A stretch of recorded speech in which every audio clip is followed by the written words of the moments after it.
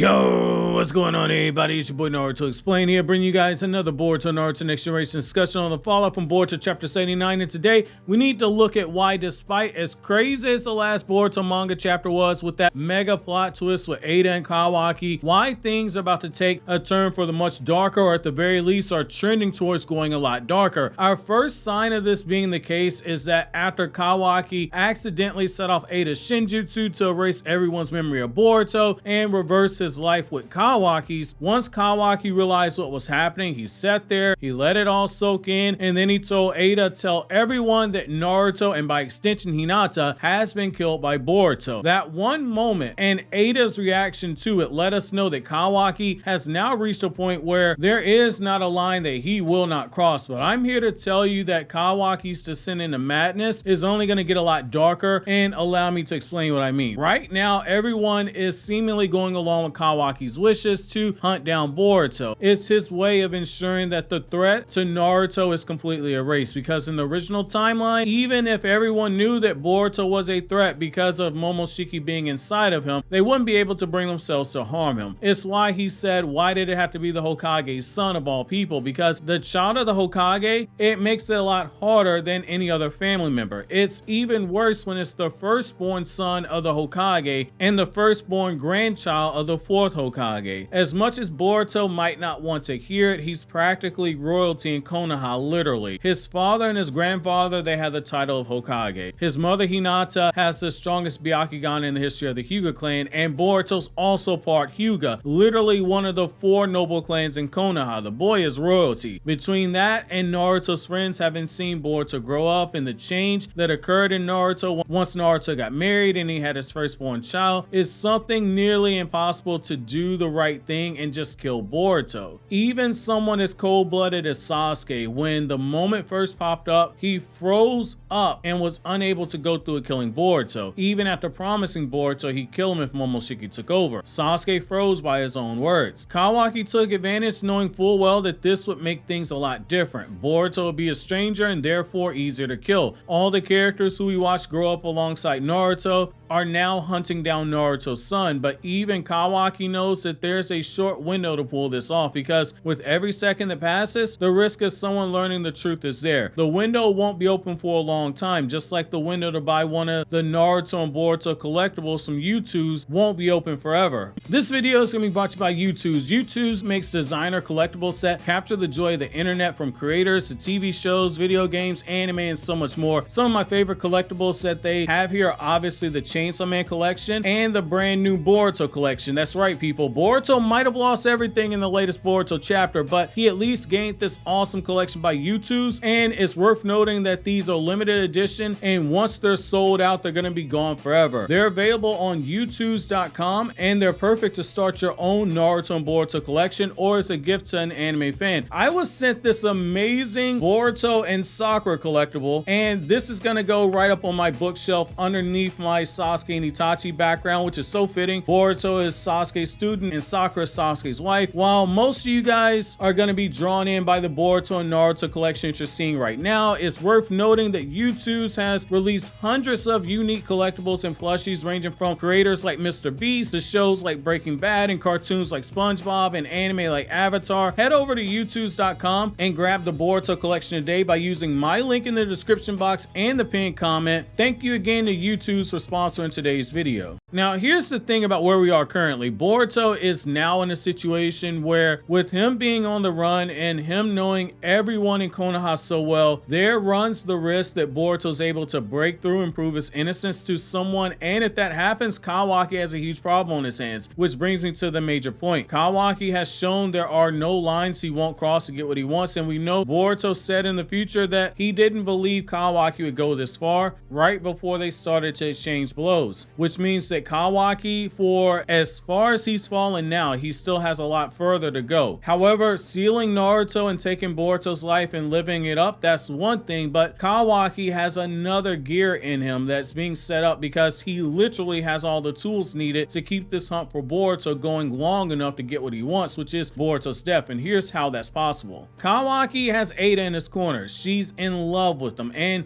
wants to be useful to him because she wants to earn his love, which is why months ago I made the comparison between Kawaki and Ada with Sasuke and Karin, a one-sided relationship that will end in betrayal when one party outlives their uselessness, and the seeds have already been planted that Ada having that shocked expression when Kawaki gave her the orders to tell everyone that Boruto killed Naruto. The seeds are planted there that there's going to be a split down the line. However, while he has Ada under his control, he's got someone who will have a surveillance camera that can keep track of everyone in the village and make sure that no one's catching on to what really happened. And Kawaki's observant enough to see who is figuring out the truth and trying to conceal their intentions. Just as I said, it makes the most sense for Shikamaru to use Ino's hidden jutsu to speak telepathically in order to avoid Ada's Senrigan from spying on them. I think we're about to see Kawaki keep his eyes peeled and have Ada check on certain people if he starts getting suspicious of them. Once Kawaki gets that confirmation, he has the benefit of using Sukuna Hikona to shrink himself down, sneak around the village, and wait for the right moment to resize himself and either seal away that person or kill whoever's caught on to the truth. At that point, it's a matter of shrinking back down again, returning to Ada before anyone notices him, and when the news of the missing or the dead shinobi hits, he just happens to have Ada who can say that she saw Boruto attack and kill whatever shinobi is missing, which will make Boruto that much more of a wanted man and have those within the village have a much more urgent need to find him. It's not crazy when you think about it. If Kawaki was willing to frame Boruto for the death of his own parents, do we really think he's going to sit there, draw a line at saying, well, Boruto, he's already gone through so much, he shouldn't be framed for the death of some fodder shinobi or even the death of one of Boruto's friends? That's just going too far. But hey, having people think he killed his own parents, now that's good. I don't think we're going to hit that point. If Kawaki's willing to go as far as to make people think he killed Naruto, nobody else is safe. However, there within lies the problem. At some point, someone like Shikamaru likely starts asking what benefits does Boruto gain from killing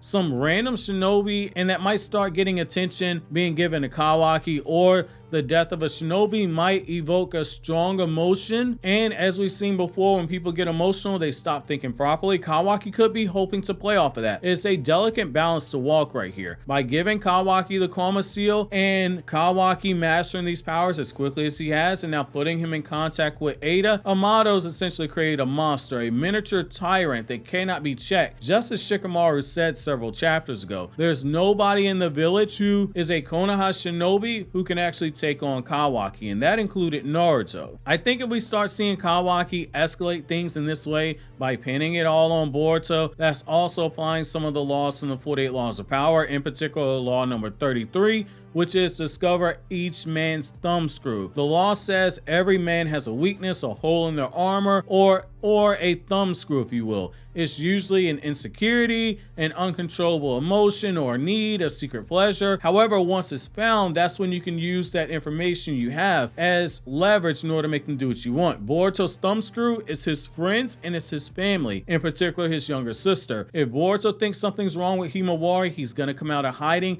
and willingly walk into a trap in order to get his sister to safety, which is why the Himawari card, that's probably gonna be the last card that Kawaki plays. You try taking advantage of the weakness that Boruto has with his friends to see how far you can push Boruto into the direction that you want. This can be done by applying law number 39 from the 48 Laws of Power to stir up the waters to catch a fish, and law number 31, which is to get others to play with the cards that you deal. With law number 39, you have to be careful not to stir up a response that you can't control the outcome for, and you have to focus intently on your enemy's emotional pressure points like anger, vanity, love, in order to throw them off of their game, because those emotions are emotions, in particular the emotion of love, that a human being cannot control, which makes them act in a way that they wouldn't normally do if they're being level-headed, which bleeds over into law number 31, control all the options, which is basically becoming a master of chaos, to take something that's united and separate it so the pieces are easier to maneuver on the board. That's something that the Art of War talks about as well. By placing Boruto into a situation where he's acting off of primal emotions like fear and love, emotions that are hard to suppress for everyday people, but they're very easy to manipulate, it allows Kawaki the chance to undermine the options that he wants off the table for his goal to have Boruto killed, and put Boruto in a situation where the choices are hard ones regardless as to which option he chooses. And That's likely by forcing him to fight people that he cares for, and that emotion and frustration is eventually going to wear him down and make Boruto make a mistake. Again, there's room for this to backfire because it opens up the door for Boruto to reach someone, but Kawaki has Ada, which makes him in the perfect position to be in. Kawaki theoretically has the high ground right now, which means he's prone to make a mistake because he's likely going to think that victory's already been secured, which is the fault that many people have when it comes to strategy. They don't plan all the way until the end, which is where Kawaki might be at risk right now. That being said, I'm curious to know how much further you guys think Kawaki's gonna go. Do you think he'll go as far as to start killing those who find out the truth in order to frame Boruto and raise the urgency to bring Boruto to justice? Or will Kawaki draw a line and let things play out? While you think that over, click here to watch this Naruto Explained video.